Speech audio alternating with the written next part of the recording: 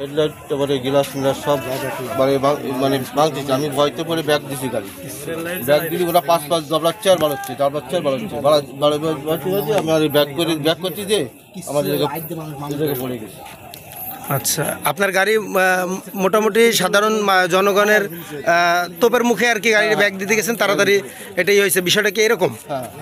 আচ্ছা, আমি জীবন বাঁচানোর জন্য আমি গাড়ি ব্যাগ দিই। আচ্ছা, যেভাবে আমার চলছিল তাতে আমি আমার মানে পরিষ্কার আমার গাড়ি এবং আমার যে কোনো জীবনের ঝুঁকি। আচ্ছা, মানে কি খবর আছে?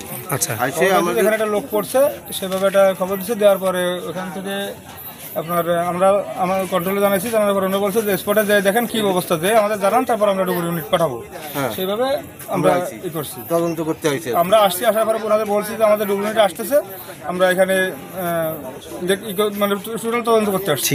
আরেকটা বিষয় একটু বলি, আসলে মানে যখন নিশ্চয়ই আপনাদের বলছে যে একটা মানুষ পুকুরে পড়ে গেছে, এরকম ব্যাপার বলছে, তাহলে এরকম ব্যাপারে যদি ধরেন আপনাদের বলছে যে এই ব্যাপারে, তাহলে ডুবুরি ছাড়া কি আপনাদের আশাটা কি এরকম? ইউনিটটা আসলে আমাদের এখানে নাই, আমাদের বিভাগীয় দপ্তরে ডুবুরি ইউনিট থাকে। প্রত্যেকটা বিভাগীয় দপ্তরে ওখান থেকে সবসময় ডুবুরি মুভ করে। আমরা তো ডুবুরি ইনফরমেশন দিয়ে আসছি, তারা রওনা দিয়ে দিচ্ছে অলরেডি। নামছে, নেমে ওইটা ছেলেটা পাইছে, পাওয়ার পরে এরপরে আমাদের এখান থেকে ওই ভ্যানে করে উঠালে আমরা গাড়ি ব্যাগ দিতে গেছি, ভ্যান নিয়ে সাইডে চলে হবে। এর ভিতর কিছু লোকজন এসে আমাদের উপরে হামলা করছে বলে, সেটা বলছি। আমরা আইসি ই করি নাই, নামতে পারি নাই বা নামি নাই, ডুবুরি ইউনিট আসে নাই কেন? এইখানে যারা এই যে ছেলেটাকে যারা উদ্ধার করলো, এটা স্থানীয় লোক উদ্ধার করলো, মানে আপনারা আসার আগে